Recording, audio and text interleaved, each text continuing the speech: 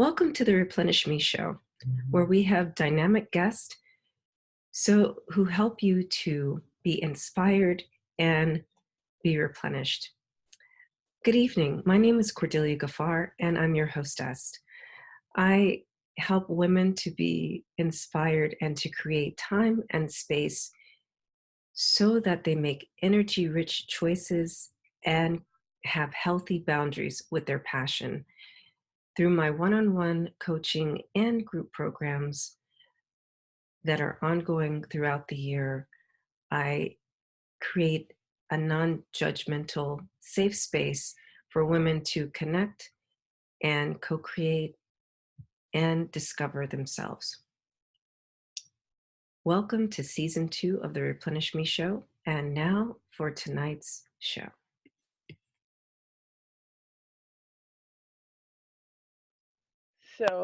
Good evening and welcome to the Replenish Me show. I'm so excited to have, I guess, one of my favorite guests. She had me on her own radio show for the past 2 years. So today we have Dr. Feriero De Jong. She completed her Bachelor of Science in Complementary Health Science in 2008, followed by a degree in Unani Tibb, which is the Greek Arab medicine, and we'll talk a lot about that today. And the first 3.5 years of her career she spent in Ibn Sina Institute of Tibb, working at the 2 local Cape Town clinics, as well as acquiring extra learning while working with the GF Jooster Hospital for one of those years. She has since graduating, she's added on to her skills as she saw her patients needed. She's gotten certificates in facial analysis and tissue salt grading and Aafiyah Energy Healing and various emotional well-being and mind-body connection workshops. She's also furthered her knowledge and skills in herbal medicine, compounding a skill she's yet to further put into her practice. As a natural love to her since childhood and speaking, she loves to practice part-time facilitation at the University of Western Cape. And she also has her Healthwise radio show on Radio 786, for which I've been a guest the past 2 years during Ramadan. So I am pleased to welcome Dr. De Jong to the Replenish Me show. Assalamu alaikum, Sister Cordelia. I'm so happy to be here. I must tell you though that I've actually dropped the doctor and I've dropped the De Jong and I've been going just as Ferriero. So Alhamdulillah, I'm so happy to be with you. And also, you know what? I must tell you viewers also. This is actually my first international interview that I'm having. And I'm parked out at the Taronga Road Mosque in Cape Town. And I think just before when I connected with you, I said I just described what an absolutely beautiful scene it is, and to just be in this the precincts of the mosque. It's actually the grounds of the mosque. It's spring in Cape Town. I believe you guys are in autumn. Mm-hmm. Yes, we're in autumn. Yeah. So it's spring, and I'm hoping that you can actually hear a few birds chirping in the background. So I think I found a good spot, alhamdulillah. I'm looking forward to be having this chat with you. Alhamdulillah. Wa alaikum salam. Yeah, it's an honor to have you to facilitate your first international interview, as you did the same for me 2 years ago. So I really appreciate this. I really want to just dive deep into where your interest in this field came from, you know? Mm-hmm. Well, natural healing, I think something that I do. So I do this part-time facilitation at the university, and the faculty that I am based in is actually not on the main campus. They moved off campus last year. Wow. So I don't really have an office on campus because I'm part-time, and I get to sit in the coffee shops like the students do. And so often I'm such a people watcher, Cordelia. So the temperaments and stuff, and so often when I'd sit amongst the students and we would chat, and I'd ask the students, so what do you think I studied, or what do you think I am studying, and they say they come up with all. I've got an accountant, that was like a first. I got an accountant. I always get teacher. I always get psychologist. you know but the funny thing is, when I was at school, and when I was in campus, many people thought that I actually studied law, because many of my close friends were studying law because of the involvement that I had with the MSA, the Muslim Student Association, and then also being on the SOC of the university. But nonetheless, the one thing that I offer, that I actually appreciate, Alhamdulillah, is when students guess that I'm a teacher, because from from very young, I actually always wanted to teach, and I've always had a yearning for to learn. You know, I've always wanted to know the deeper bits. I found that when I was teaching, or at least when I started practicing as a Unani Tibb practitioner in 2011, I found that I always felt that there were certain things missing, or I wanted to know more. And the more that I wanted to know more, the more, Alhamdulillah, I've been so privileged and so blessed to actually go out and acquire the various skills, etc., etc., to just actually, yeah, to know more. But your question, where did it all start? So I'm the youngest of six children, and my mother's is, Alhamdulillah, she's 75 years old. And I remember she having a book called Buddha Rata. Now, Cordelia, you over there in West Virginia, West Virginia. I'm in Cape Town, South Africa. A Buddha Rata is like it's a book of remedies, basically, you know. Mhm. And I remember my mother having this book of Buddha Rata, and she would often, I'd see the book around. She would often speak about certain things that she would do as as and this is the way I saw it as a child. Actually, I saw my mother as a nurse without papers. And we're going back into the time of apartheid, basically, where my mother worked with her late aunt, who was a matron of a convalescent home. My mother would know how to do all of these things, like just miraculously. She'd know how to treat certain things where it would just be mind-boggling. So I think I was somewhat not trained, but I was somewhat I latched onto that thing of caring, of wanting to help people, of wanting to heal, of that type of thing. And then I think for myself as well, I've also been quite a sick child. I was in an asthmatic. I spent a lot of time at the children's hospital.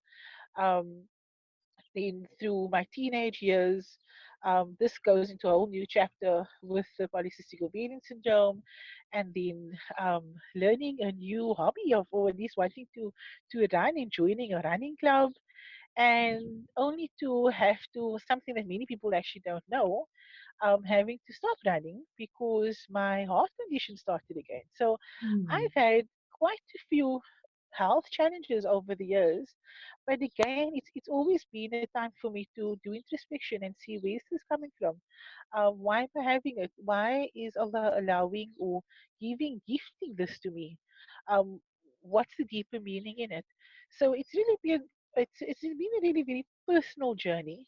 But if I can sum it up, it's really been a journey of learning, um, of, I hope, healing. And for me now, it is just wanting to give hope to others, and wanting to see and bring back that hadith, make that hadith a real thing. Where Nabi Muhammad sallallahu alaihi wasallam says that for every malady there is a remedy. So for every ailment or issue that you have, there definitely is a healing for that. Yeah. Yeah, what I'm hearing you say that although it started out as something that was very personal, just through conversation and your facilitation at the university, it just became something so much more than that. Um, Yeah. So my journey started, and then yeah, I'm talking about my formal journey, Mm-hmm. right? But if I really think of it, I think it was about 16, um, at high school, and we used to have these oral presentations where we could bring like a show and tell type of thing, Right. you Yeah. know. And I think it was for an English project. I'm not certain for what it was, but um, there was a book in our home. I think my sister-in-law had a book of someone, a friend of hers, speaking about homeopathy. Okay. And what attracted me, as strange as it sounds, what really attracted me to this book was these bottles of different shapes and colors, glass bottles. And I've always liked little cute things like that. But when I opened up the book, I was exposed to this whole new world of healing. It was a new world, but it was also very common to me, as I mentioned to you, with my mommy and all of her things that she, little remedies and stuff that she would be able to do. Right. And so I remember doing my presentation on homeopathy and what homeopathy is, and being open to the idea that I wanted to do natural medicine. And I remember being marked at school, uh, for wanting Wow. to be a sangoma, right? And when you say sangoma, it is, um this is not me mocking, actually. I'm saying what people's perception of it was. It's like a traditional healer. I mean, in South Africa, sangomas are actually respected people in our communities, and we open to different cultures and different ways of doing things, Right. and and I think at that time, and I'm going back to like 2019, 1999, 2000 or so, Right. natural medicine wasn't that much known in Cape Town, Right. in the structured way that it is now. Right. And so it's understandable that people just didn't have an understanding of what it was. Then in 2005, I started my formal career um, in natural medicine, where I studied. That was the Bachelor of Science in Complementary Healing Health Sciences, Mm-hmm. and then graduated, and I did my the other degree in Unani Tibb. Mm-hmm. So in these years, this is when we were trained basically as clinicians. So we got to do our regimental therapies and the massage, and as I said, all of the pretty nice smelling things, but it was also very clinical based, you know. And I had a little joke actually, Cordelia. I remember in my final year, 2010, where I used to joke and I said I always had a passion for working with females with fertility issues, and I used to say, you know what? I don't really want to work with sick people. This was a joke. Okay, I used to say that I don't want to work with sick people. I want to see that people get pregnant, keep them smiling, and then walk away. Okay, but the real meaning behind that was that um, I think at the time, having a fear of, can I do this? Mm-hmm. Um, is that self doubt things, that thoughts that comes into one's mind. Yeah. Yeah, I had many of those. And in fact, I always remember, and this is something that I remember, and I tell my students this as well, that we can't plan certain things. There are certain, we can explain to a certain extent. We know that Allah subhanahu wa ta'ala is the ultimate planner, but also life itself, in the way that life unfolds, gives us the guide as to which way to go. So we just need to be present and see what's happening around us. How do we respond to this? But also, how do we co-create what we are happening, what's happening? Right. Always, again, obviously, um, by seeking counsel and by asking for divine guidance. So I actually remember, Cordelia, the day before my very first day of working, and this is when I say working, I'm actually meaning my first job since graduating. I remember sitting on this little white wooden box behind my mother's door. My brother was in the room, she was in the room, and I cried. I said, tomorrow I need to go out and see patients. What if I make a mistake? What if I misdiagnose someone? So this was me at the age of 25, um, starting my first day at work. But now, something that I didn't mention was just the day before, or 2 days before that, my mother had to be flown home by an emergency, basically, where we suspected that something was not right. And long story short, basically, the day I had my first day at work was my first day at work, and that first day, I actually had to put in leave because I needed to accompany my mother for her results to Right. hospital. And that day, she was actually diagnosed with uterine cancer. Mm. And I remember sitting that day and thinking to myself, Ya Allah, okay, so this is where we at now. Where to from here? Yeah. Because all of a sudden, from being the youngest of six children, I was now the youngest, but I was the one trained in the medical sciences. Mm. You know? And so automatically I felt that, oh, okay, so the responsibility comes in now. Now we need to. But as we go along, and I'm specifically saying things, Cordelia, in the way that I thought of them then. Mhm. um, you know, Alhamdulillah, I feel that with every year that passes, we tend to learn differently, we have different experiences. And I think if I was faced with the decision now, or if I was faced with that situation now as then, I would have seen things very differently. Yeah. Because at that time, it was very much, what are you going to do? Mm. What Yeah. that type of thing. Whereas there are other things. I mean, there's other values. There's trust. There's looking at family, at the broader family. And I mean, and I bear in mind also, Cordelia, this is nobody putting any responsibility on me. Right. This is You me just chose choosing it. the responsibility. Yeah. you know, but over and above that, I think also, and again, here comes back that remembrance that we are never alone.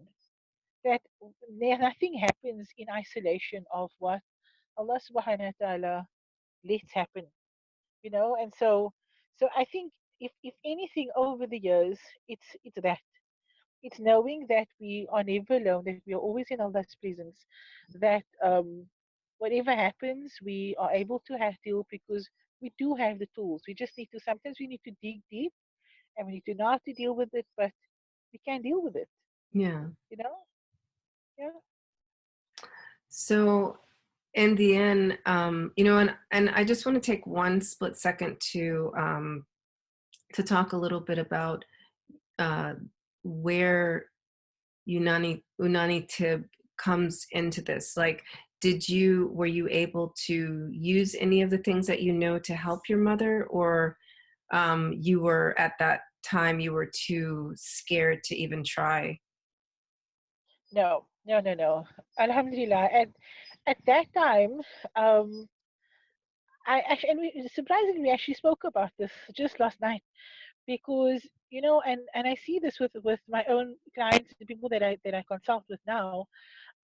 It's so important to have one open communication with your allopathic doctors, so your oncologist and so on. Absolutely important to have keep the communication lines open, and then to try to get the best of both worlds. And to something like cancer, for instance, I absolutely believe that there's a place for both of them. And so my mother was one of those cases where we needed to she needed to have surgery. Okay, so she had the surgery, and then through doing certain things from the teachings of Unani Tibb. Now, I think if I could maybe just explain what Unani Tibb is, it's Greek out of medicine, and so it takes on the teachings from Hippocrates and even Sina and Galen and all of these things. And so one of the things that I speak about a lot is temperaments. And temperaments is really the body's overall constitution, the constitutional makeup, but it also takes into consideration the personality and the makeup of the person as a whole being, physically, mentally, emotionally, spiritually, even as well. And so this was really the approach that we needed to deal with my mother. And one of the examples, for instance, my mother, she's a phlegmatic sanguineous person. Okay, and if you break down phlegmatic sanguineous, um, she's an overcarer. She's a warrior to an extent, you know. And when I say an extent, and I can almost hear people saying to a large extent, you know. But I mean, these are all the things to see one's being as a whole being, Yeah. and then when approaching it, we're approaching it from that that angle. We would then able to basically combine the allopathic treatment. But then I would also go with my juices, for instance. Like my mother had, she obviously when you have an operation, you lose quite a bit of blood, and a simple juice, for instance, that I would make is the ABC juice. So ABC, apple, beetroot, and carrot. Mm. So I make up the juice, and this would then just nourish her body, flush out the liver, and nourish her in the way that she needed to be nourished. Another thing that we incorporated was the use of tissue salts, or mineral salts. Again, absolutely love that. And this was again just to support the body in the state that we are in, because as human beings, Cordelia, I personally believe that whichever state you are in, support the body, support yourself in order for it to heal itself. You know, because Alhamdulillah, our bodies have been created in such a magnificent way that Allah subhanahu wa ta'ala created our bodies with this program already to be healed, to be whole. And so what we do as practitioners, as doctors, as oncologists, as whatever, it needs to just support that system, the body's ability to heal itself and return itself into that natural state that it's being created to be.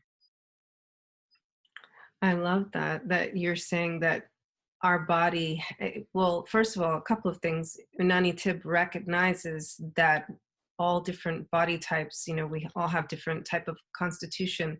And then secondly, Yeah, you were saying how we already have within our individual constitutions what we need to heal ourselves, and yeah, making sure that we have that conversation, because there are some people that are like completely alternative medicine, and then there are some people that are completely allopathic. But when we can have the perfect combination and conversation between the two, we all win. So thank you for taking us into your journey and how it brought you to where you are today. So when we come back, we'll get a little bit more into some more of your recipes. inshallah. Inshallah. Welcome to Life Coach Radio Network. On Life Coach Radio Network, we have many shows such as Undivided with Frank Maduri and Money Matters. Every week, tune in live on Wednesday, the first and third Wednesday of the month, to enjoy Undivided with Frank Maduri. He has very interesting topics and many things to share. And of course, on the second and fourth Wednesdays at 7 p.m. Eastern Standard Time, enjoy the Replenish Me show. Thank you for listening to Life Coach Radio Network.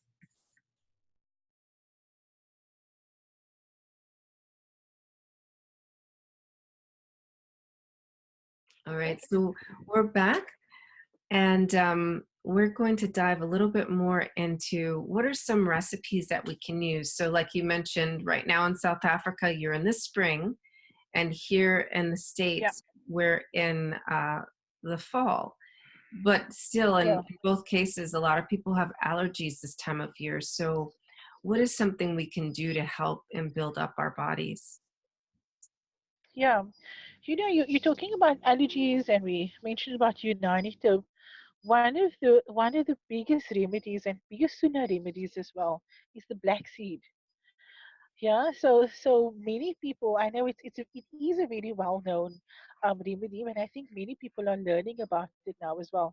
I think incorporating the black seed into one's diet, whether you are having it as a medicine as such, or Mhm. whether you're just including it into your salads or including it into your food, I think it's an excellent way of protecting yourself against allergies and all of those little niggles. And because we're really at we call it the change of seasons.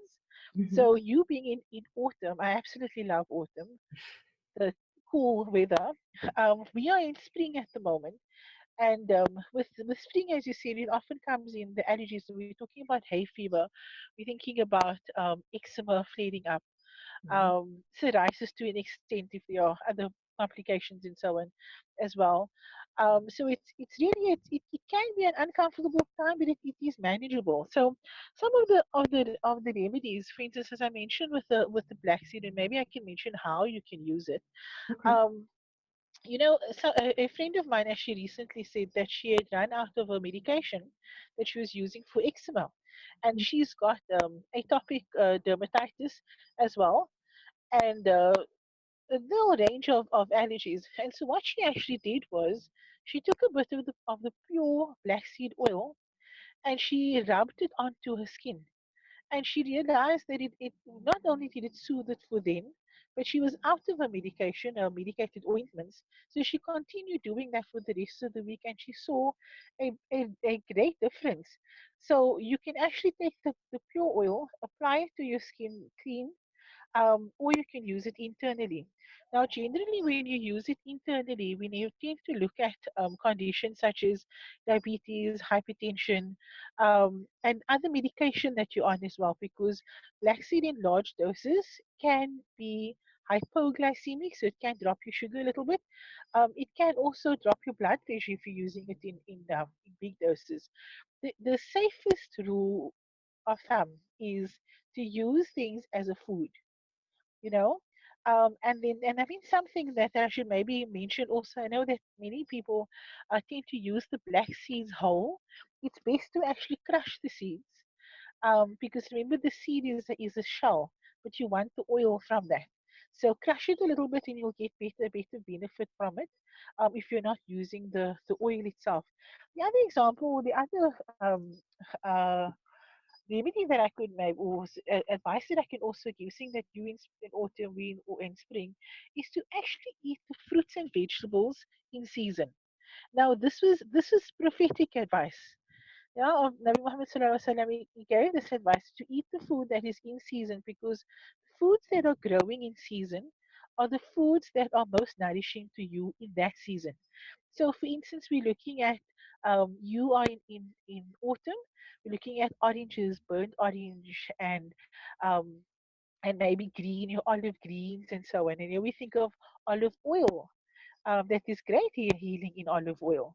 There is lychees, there's oranges. I think you might be calling it something else like clementines or clementines in Yeah, over. clementines. That's right. Yeah. So Yep. so we call it oranges and not, but we get clementines routines here as well. But those orange type of foods, we're thinking of pumpkin, butternut, all of those really nourishing type of orange foods.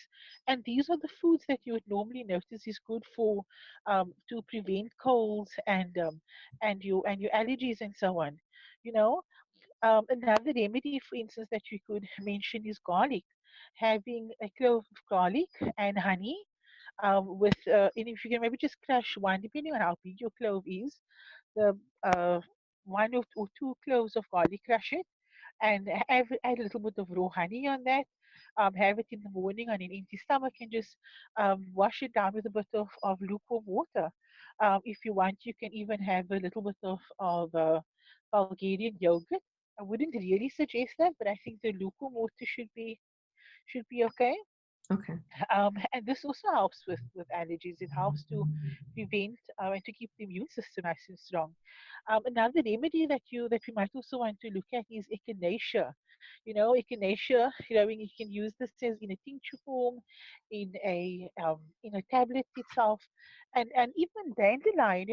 Just recently actually on Facebook, Cordelia, I've seen so many posts on dandelions, because dandelions actually grows as a weed, and it's only been recent times that we've been removing dandelions from the ground, but before it was used as a medicine. And in today, in fact, as we speak, dandelion is one of the herbs that I'm using personally, Okay. because it cleans, it's very protective for one's liver, again for allergies and immune system and so on. So it's a good remedy, a good herb to be using. I It's funny. Black seed is something. When did I started using that? Probably a good 15 years ago, because one of my kids, like you were telling the story, had issues with eczema. Um, so we were using the oil in that case externally, but the seeds, we were not crushing them. And you're right. When I was listening to you say that we should crush them, Yeah, it made me remember, like flaxseed, they recommend that you crush it. In fact, the yeah, only seed that we're able to take whole is the chia seed. It mm, appears, and even with that, yeah, when you're taking it whole, you have to first soak it in order to yeah, take it whole. So yeah, yeah, this is super important. yeah. Cornelia, I was just something that I was reminded of now also, especially with skin conditions like eczema and so on, is hydration. Mm. Many of us are dehydrated on a cellular level. Now, you might ask, what does that mean? Because I'm drinking lots of water and all of that. How can I still be dehydrated? But remember, drinking water and keeping yourself hydrated, the mere fact that you are breathing uses water, for digestion, to maintain your blood volume. It's so important. And I think also, the trend, there's been many dietary trends over the years. We in earlier years they would say, you need to have a balanced diet and have lots and lots of fruit juices, and then all of a sudden, or maybe not so all of a sudden, it was said that don't have fruit juices because there's so much of sugar in there. And at the moment, what we're seeing as trend now, I'm seeing that children and adults are actually just not having fruit juices at all. And so I'm thinking to myself that there needs to be some type of balance, and it needs to be an individualized approach. So, when we're looking at foods such as cucumbers, for instance, watermelons as well, these are the foods that hydrates your cells on a cellular level so much quicker and easier than we having water. You know, so have it in moderation. And I remember, if you I remember something that one of my guests was actually saying one day. I interviewed her, and she was saying, if you for one bottle of juice, as in like a 500 ml bottle of juice that we could easily finish in one go. You could, with one meal for your with your lunch or something. How many oranges goes into one bottle of orange juice? And I guess I said maybe 5 to 7, you know. And she said, well, they could go something up to 10 oranges in one glass bottle of orange juice. And I was like, what? But Wow. we're not going to eat 10 oranges in one go. So I get that. I totally get that. But on the other hand, also, we should be having some of that. So maybe not have like the whole bottle, but we need to have it in lesser amounts. And maybe not only orange juice, but maybe having something else in fruit, or maybe getting your nutrients from vegetables or so on, from natural sources, because our bodies tend to take on things from nature. So we are made naturally, and natural foods are able to be metabolized easier to make natural cells. If we're going to be eating chemical foods, chemically based foods, putting it into a natural body, what are we creating? We are creating chemical based cells, you Yeah. know? So, yeah, so just the hydration thing also. I developed this little remedy, sorry, remedy, Cordelia, um, where if you have the flu, for instance, now remember we spoke about the temperaments, Right. and you'll find that some people, and I'm not, I think for a program like this, I'm not even really going to go into depth into the Yeah. temperaments, because I don't think we do it justice. But I think there are certain people, when we get the flu, for instance, um, we become very thirsty. We might have headaches. We might have body aches, whereas others will not have that typical dry flu. They would maybe be becoming very chesty. So they might be having copious amounts of phlegm on their chest. They might be congested, and the flu will show up in a different way. Now, what I noticed for that initial stages of the flu, particularly for the dry type of flu, what works so good is to expose yourself to a lot of heat, right? Hmm. So you might be having a bit of a fever, but keep yourself warm and then hydrate yourself with vitamin C in the form of either orange juice or guava juice, because guavas Mm. contain so much of vitamin C as well. But it needs to be done within a specific period. So we're looking at maybe a liter if you're an adult. Have about a liter to a liter and a half of orange juice or guava juice or high vitamin C basically over a time period of about an hour to an hour and a half. So you're looking at 60 minutes to 90 minutes. Now, this is what you do. You're going to be drinking it in glasses, right? Um, Obviously, if you feel that you are drowning yourself in fluids, then do not continue. Okay, but I try to do it within. It's almost as if we are flushing out the system with Yeah. this. Now, look at the difference between this versus taking sips of juice or sips of water. The body is able to overcome that sips easily versus when you are, I'm going to say, flooding first and then flushing after. Okay, so when you're getting just flooding or flushing the body, what happens is that the viral load in the virus in your body, because the flu, influenza is a virus. Yeah. You know, it makes it very difficult for them for the flu virus to actually survive. Mm. Also, increasing your body temperature. Listen to the hikmah in having a fever, for instance, or the Yeah. wisdom in having a fever. Your body temperature rises so that it aids the body's ability to be getting. Remember when you have heat in an area, there's vasodilation, and Yeah. so they are your immune cells. And think of this little cells as soldiers. They're Hmm. able to get to the sites quicker in order to attack where it needs to attack, but also the virus itself cannot then survive in that temperature. So body temperature is so important. And again, we go back to what we were saying earlier, that the body has been created to heal. It is self-protective. And so our role as patients, as individuals, as practitioners, as whatever else is to support that the body's ability to heal and in the way that's been created to heal. Yeah, you're reminding me of something I was reading with the traditional book of healing. Um, Yeah. and he was talking about Hakim Chisti was Oh talking yeah, about, I love that right? book. Yeah, I have I that love book. it. Yes, yes. He's talking Traditional. about Yeah. creating healing crisis by when we Yes. fast, like the third or fourth day, people they experience what's called like a healing crisis because of the body cooking out all the toxins. And so, Absolutely. yeah, this is what it sounds like to me is happening. Yeah. Hey, but did you know that this is actually one of the mechanisms in which this is what it is, one of the reasons why cupping therapy is so effective. Did you know that? Because during the time of the white days, so at the full moon, Hmm. um the body surface. Okay, so let me just go back once, half a step quickly. The moon regulates the tides of the moon, the tides of the waves, basically Right. the tides of the sea tides. I'm saying, right? But it also regulates the body humors. And so in Unani Tibb, we look at the body humors. It means the fluid, the body fluids.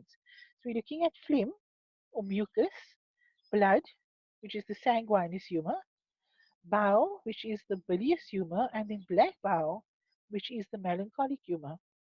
And so during the time of the full moon, our body humors are able to actually it flows better, basically. Now think of if you're going onto a detox diet, for instance, or you're eating like a lot of garlic or something, your skin will actually smell like garlic. So why is it? Because our skins yes, it's the biggest organ and it's an organ of elimination, but it actually comes up to the surface. And once it reaches the surface, we are then able to eliminate the blood or the humor through the skin. Hmm. And this is actually one of the ways in which cupping is used, whether it's dry cupping or wet cupping.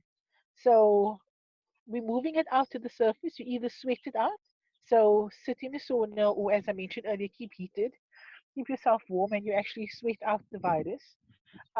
Or you could, in other conditions or so, we could actually then remove the humor through the dry or wet cupping. Yeah, So let's talk about cupping a little bit. I've seen that more and more outside of Islamic communities. You yeah, like traditionally, that's been like a very Eastern thing, a very, Islamic thing. But so now I'm seeing like just where was I? I was like in so many Brooklyn, people. and the photographer had these circles. He's like, "Yeah, I just went for cupping." I was like, you know, so tell me, Okay. what's the benefit of that? Yeah. So look, with cupping, you have cupping therapy, and I prefer calling it cupping therapy because you get the sunnah cupping, where people would do cupping solely for reviving a sunnah, for health maintenance and so on. But it can actually be used for conditions, for hypertension, muscle aches, muscle spasms, and so on. And so, in a very shortened way to explain what it is and how it works, if you were to have a cup now today's day and age, we actually use the perspex cups or the glass cups. But in ancient times, um, they actually used horns or little clay cups. Okay. And proof of this, if you go back into the scripts of the ancient Egyptians, you would actually see in the hieroglyphics and also in the what is it, the scribes and scrolls and so on, there was actually evidence of them using it back in the day then already, Oh, you wow. know. So today it's made so much more easier because you use a suction a cup with the cup rather with the suction gun, and then also the glass cup using the fire, the flame. So Mm. the flame doesn't touch the person at all. You put it inside the cup, and as the moment the cup actually touches the body, it creates that suction, and it actually creates a localized form of inflammation. You know, Okay. locally on the skin. And so what happens is that if you let's use an example for instance to explain this. So let's say you hurt your let's say you hurt your arm, your forearm, your lower arm, your forearm, right? And so what happens then, you might have strained a muscle or something, and in that area you actually need um, healing properties. You need blood to be flowing into that area. So you'd actually apply the cup locally. What that does is it creates a negative pressure over your arm, and it allows for better circulation to that area. In the time that that is happening, your nutrients and everything is basically being flowed to that area easier for that healing, so that healing can take place. Now, in the case, for instance, and I remember it was early February, I think, yeah, February 2016. Another radio station, not the one that I'm presenting on with now, another radio station actually came out to where I was practicing at the time, and they came and they experienced it. They did the experienced everything as someone else would experience, and the next day I was interviewed, and a few months later they had it Michael Phelps, the swimmer, The swimmer, yeah. because then he was winning the Olympics, and he had all of these bruise marks on his body and stuff, and they could actually go back to the podcast that we were speaking, you know. So if we think of, for instance, in muscle issues again, many runners, for instance, they would have a buildup of lactic acid in the muscle, and then simply by applying that cup, you can actually increase the circulation in that area, relieve muscle pains and so on, and actually increasing your performance overall. So Mm. there's many benefits to it. But again, if you're using it therapeutically, then you would use a protocol based on what the therapy is used for. Okay. So for instance, a protocol for diabetes or polycystic ovarian syndrome would be very different to the one used for muscle strain.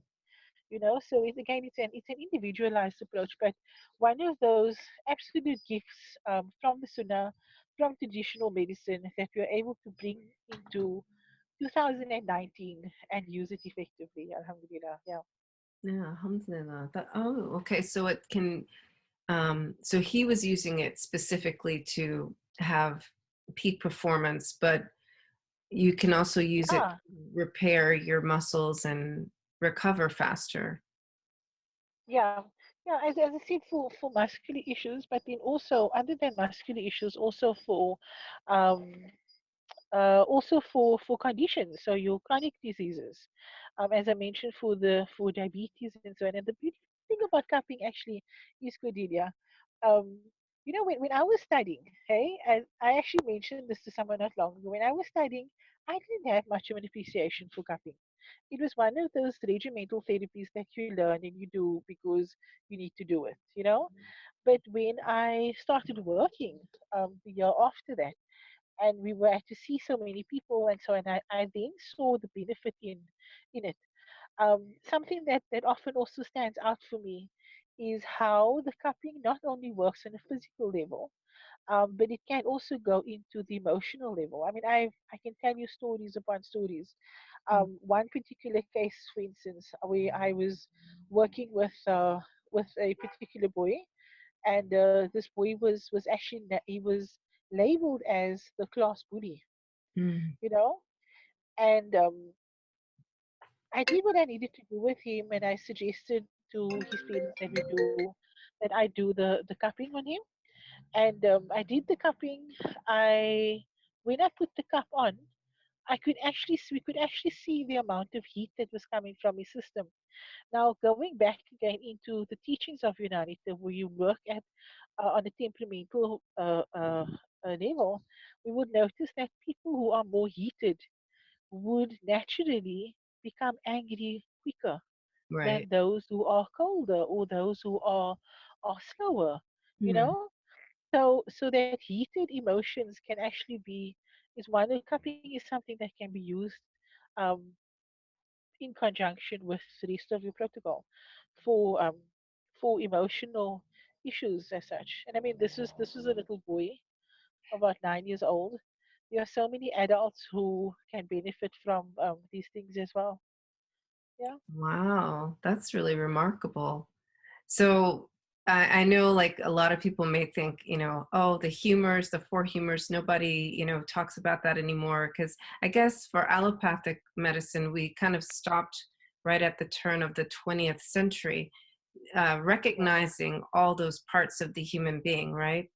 And even with the treatment, right? Now we use only one portion of the plant, and we call it pharmaceuticals, right? So we're popping yeah, pills. To your point earlier about it's always best to use the whole food, right? So yeah, if we're using and healing with food as a medicine, then we're getting the benefits of all the parts of it. So um, yeah. yeah. Yeah, and also just to latch into what you were saying about using food as a medicine, the safe thing about using food as a medicine is that it's a food. When something is a medicine, it needs to have a dosage.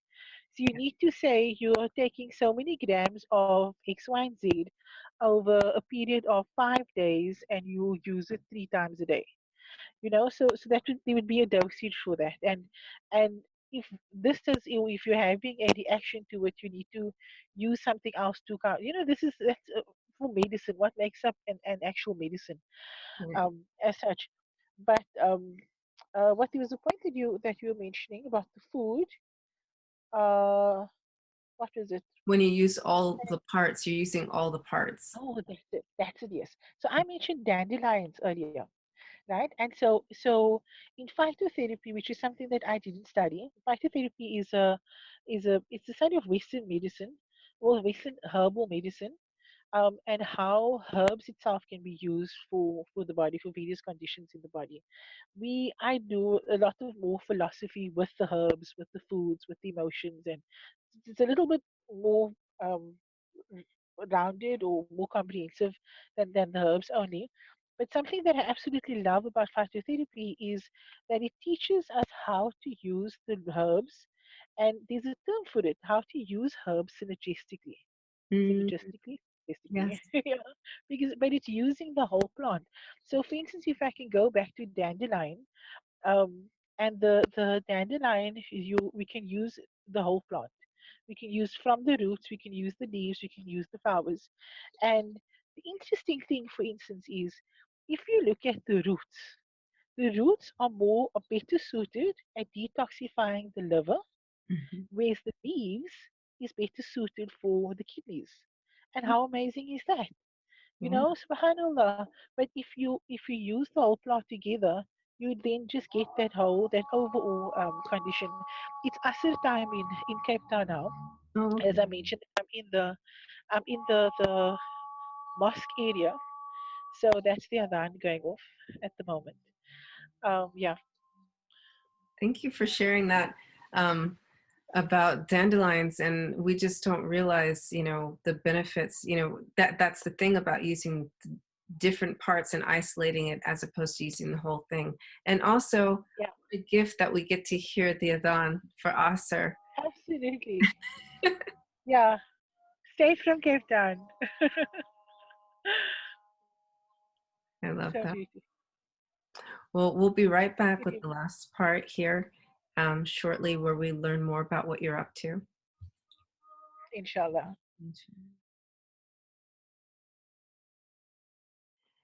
And we're back. And thank you so much for this has really been a great conversation. Lots of information. I've been taking notes about some things we should be eating and some treatments that we can do to help ourselves. And also, thank you for sharing your journey with us.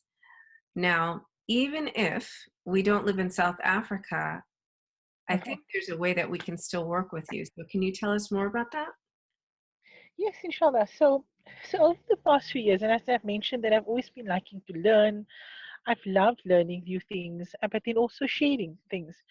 And I've decided finally to take up an idea that one of my trainers suggested to me 2 years ago, November 2 years ago, actually. Um, and so finally, Alhamdulillah, I've taken up the challenge and I've decided to be teaching online. I've had at the time, and I'm saying at the time, that time, 2 years ago, I had something like 13 workshops, as in material for 13 workshops. And I've decided to what to do with that is to actually put it into modules or to actually do it as online courses.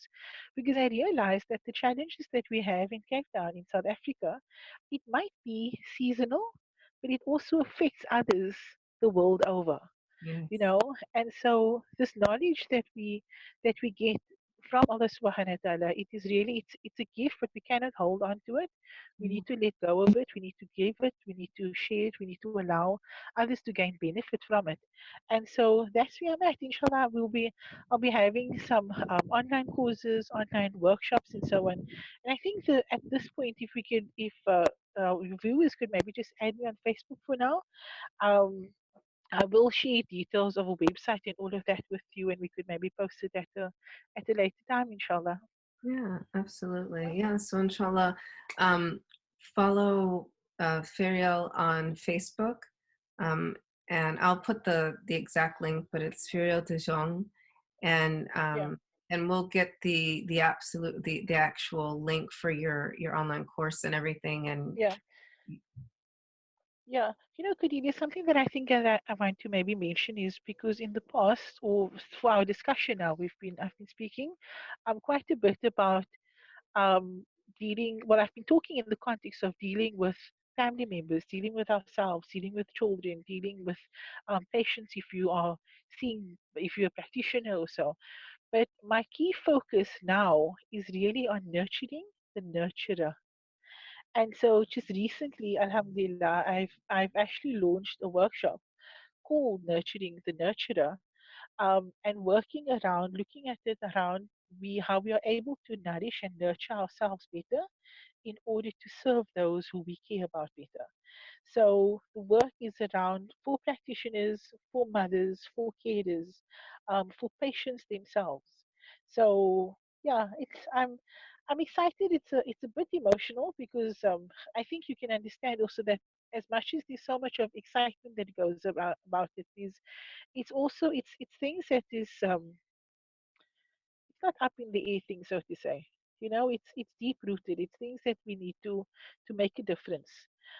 It's it's information and knowledge that Allah subhanahu wa ta'ala has given to us. As I said, it needs to be given over, but it also needs to be given over in a way that people are able to deal with it, to accept it, and to make it useful in their lives and those who they are dealing with, inshallah. You know?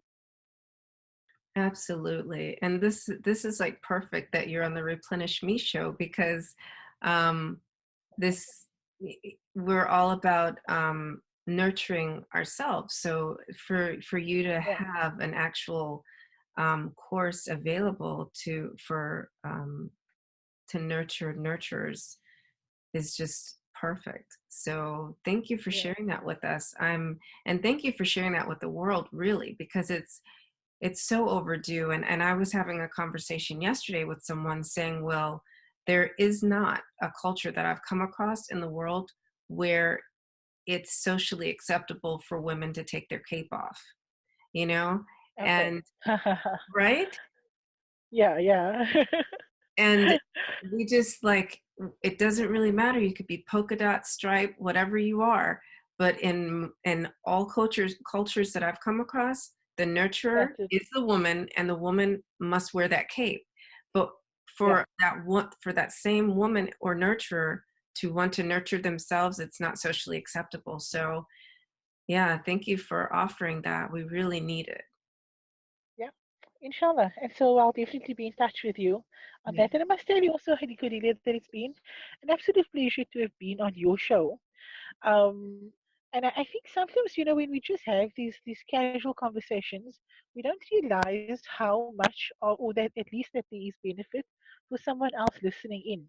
Yeah. But again, maybe as a reminder to myself again and to our viewers today, also is that sometimes when, or at least not sometimes, everything again, going back to the first point that I said when we just started this, nothing goes unplanned. Maybe we unplan it, but Allah subhanahu wa ta'ala has planned it. And so sometimes I might forget to, we might forget to say something, and we say something else in its place. We said it because someone else needed to hear that. Yes. Someone else needed to hear what we didn't plan on saying.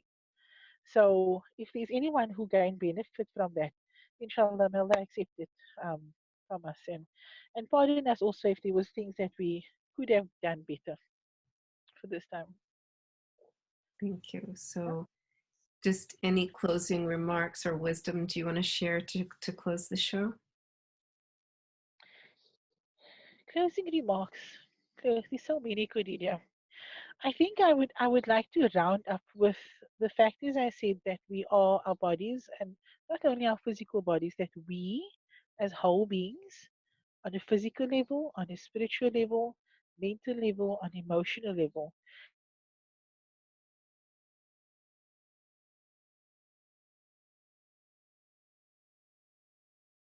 that we are whole beings, that we are self-protective, we are able to requires us to, then also to remind ourselves of the power of our thoughts and the power of the way that we believe us to be, and that we believe our creator to be, and that we believe things to be unfolding, because our perceptions ultimately plays a huge role in our reality, whether it's in our health or in our lives unfolding. All of these things are important to not only our survival but to our thriving as human beings on this earth. Thank you for sharing that. And thank you for tuning in to our listeners and viewers.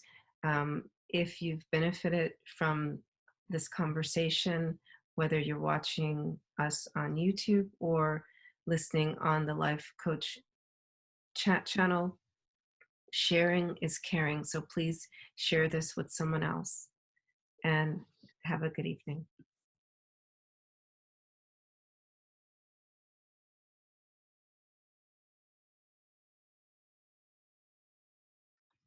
Thank you for listening to the Replenish Me Show. Remember, sharing is caring, so share this with a friend. I'm sure that you benefited and you've learned something new. Now it's time to implement and be the beacon of light that you're called to be in this world. With replenishing thoughts, until next week. Good night.